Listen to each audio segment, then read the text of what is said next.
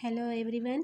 This video is related on chapter 5 Rulers and Buildings our past second, and today's topic is buildings, temples, mosque and tanks means मंदिरों, मस्जिदों और हौज़ों का निर्माण के बारे में आज के इस वीडियो में हम पढ़ेंगे. So during medieval period there was large scale construction of temples, mosques and tanks. मध्यकाल के दौरान मंदिरों, मस्जिदों और टैंकों का बड़े पैमाने पर निर्माण किया गया.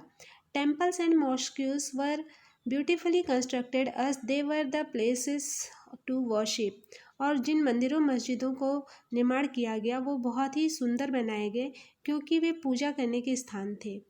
The temples also showed the power, wealth and devotion towards God.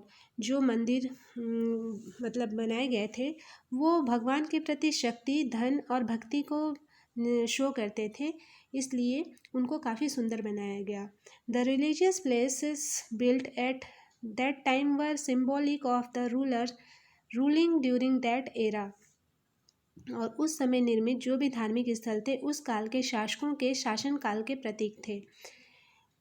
Let's take example of Rajarajeshwara temple. आगे हम एक एग्जाम्पल लेते हैं राजराजेश्वरा टेम्पल के बारे में. It was built by king Raja Rajadeva for the worship of his god Raja Rajeshwaram.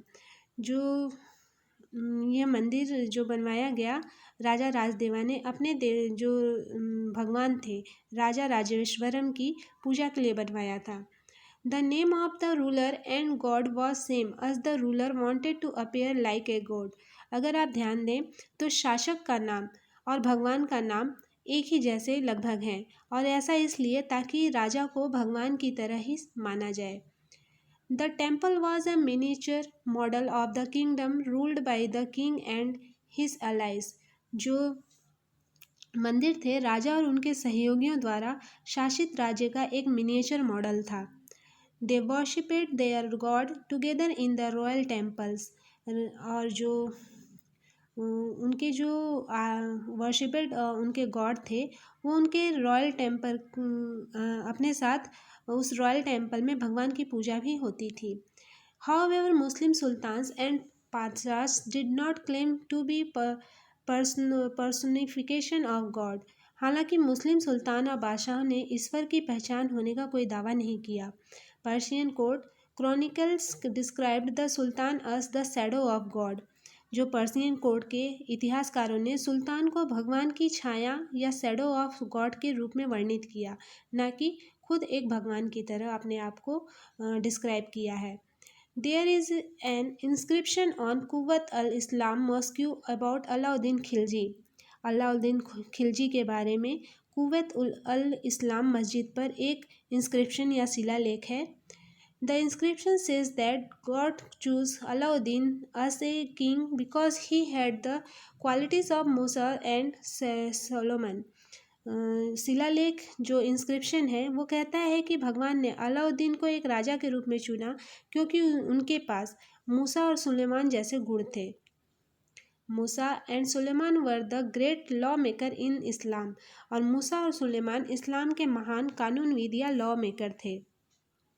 Rulers constructed places of worship to show their close relationship with God.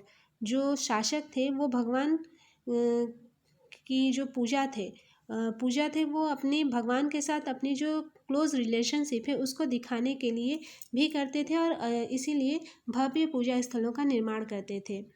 Rulers offered patronage to the learn people. शासकों ने विद्वान लोगों को भी संरक्षण देने की पेशकश की थी. They tried to transform their capitals into cultural centres that brought the fame to their rule. उन्होंने अपनी राजधानियों को सांस्कृतिक केंद्रों में बदलने की कोशिश की जिससे उनके शासन में प्रसिद्धि आई. It was believed that if the king's rule was just, it would bring prosperity in the kingdom. लोगों का मानना था कि यदि राजा का शासनकाल रहा तो इससे राज्य में समृद्धि बनी रहेगी, आती रहेगी। देयर वॉन्ट बी एनी स्कैरिटी और crisis of food, coins, water and others. और साथ ही ऐसा माना जाता था कि उनके रहते भोजन, पानी, सिक्का इत्यादि का और दूसरों पर किसी तरीके का संकट नहीं होगा। Therefore, water tanks and reservoirs were constructed by rulers in their kingdom. इसीलिए पानी के टैंक और जलाशयों का निर्माण शासकों ने अपने राज्यों में किया था। सुल्तान Iltutmish earned worldwide respect for constructing a large reservoir outside Delhi Cunha. सुल्तान इल्तुतमिश ने दिल्ली कुन्हा के बाहर एक बड़े जलाशय के निर्माण के लिए दुनिया भर में सम्मान अर्जित किया है। Tanks and reservoirs were also constructed for use by ordinary people। और सामान्य लोगों द्वारा उपयोग के लिए टैंक और जलाशयों का निर्माण भी किया गया था। And sometimes these were part of a temple and mosque too। और इसके साथ ही कई मंदिरों और ये जो टैंक और जलाशय थे इनमें से कई मंदिर और मस्जिदों का हिस्सा भी थे। सो नेक्स्ट आगे हम अभी तक जितना भी बताया गया उसका हम एक स्टोरी के रूप में रिवीजन करें तो इसमें यह समझ में आएगा कि मंदिरों, मस्जिदों और हौजों का निर्माण जो किया गया, मंदिरों और मस्जिदों का निर्माण बहुत ही सुंदर तरीके से किया जाता था क्योंकि वे उपासना के स्थल थे। वे अपने संरक्षक की शक्ति, धन, वैभव तथा भक्ति भाव को भी प्रदर्शित करते थे। अगर एग्जाम्पल के लिए हम समझें तो राजराजेश्वर मंदिर को ले सकते हैं, जिसमें एक अभिलेख में यह बात का संकेत मिलता है कि इस मंदिर का निर्माण राजा राजदेव ने अपने देवता राजा राजेश्वरम की उपासना हेतु किया। पर अगर ध्यान दें तो राजा और उनके देवता जो राजराजेश्वरम थे उनके नाम काफ़ी मिलते जुलते हैं। राजा ने इस तरह का नाम इसलिए रखा क्योंकि यह नाम मंगलकारी भी था और राजा को स्वयं को ईश्वर की भांति मतलब फील कराने, इस राजा स्वयं को ईश्वर की भांति फील कराना चाहते थे और धार्मिक अनुष्ठान के जरिए मंदिरों में एक देवता राजा राजदेव का और दूसरे देवता राजेश्वरम का सम्मान किया जाता था। सभी जो भी विशालतम मंदिरों का निर्माण राजाओं ने करवाया था, मंदिर के अन्य लघु देव जो भी शासक थे उनके सहयोगियों तथा अधीनस्थों के देवी देवता थे।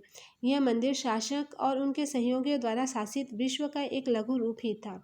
जिस तरह से वे राजकीय मंदिरों में इकट्ठे होकर अपने देवताओं की उपासना करते थे, ऐसा लगता था कि उन्होंने देवताओं के न्यायप्रिय शासन को पृथ्वी पर ला दिया हो। मुसलमान सुल्तान तथा बादशाह स्वयं को भगवान के अवतार होने का दावा नहीं करते थे, किंतु फारसी दरबारी इतिहासकारों ने सुल्तान का वर्णन अल्लाह की परछाई या शैडो ऑफ गॉड के रूप में किया है।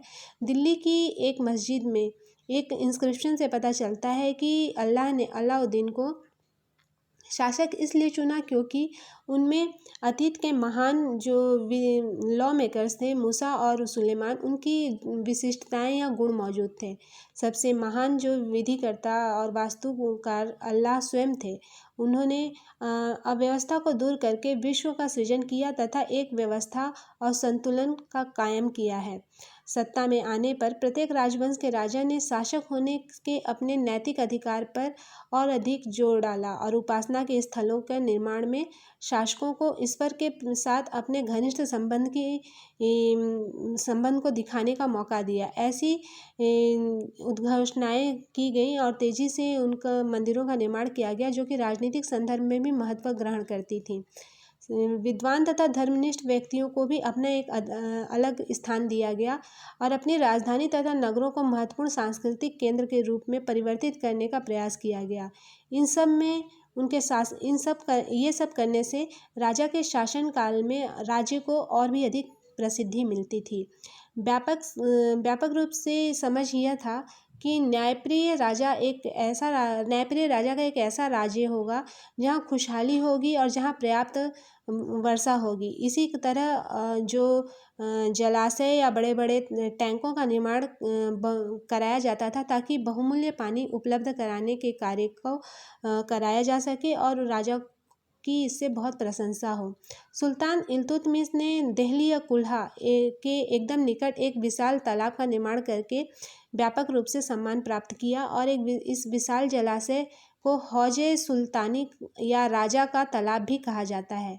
क्या आपने कभी इस तरीके का कोई जलाशय या हौज देखा है जो मंदिर से सटा हो?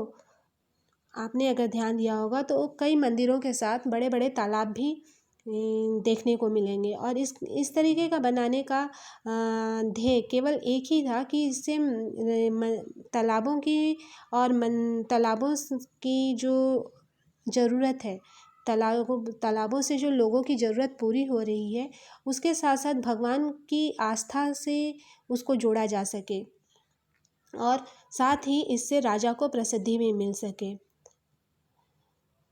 और ये सारे इसलिए रूलर्स और बिल्डर्स ने बड़े बड़े मंदिरों, मस्जिदों और हौजों का निर्माण कराया। Thank you.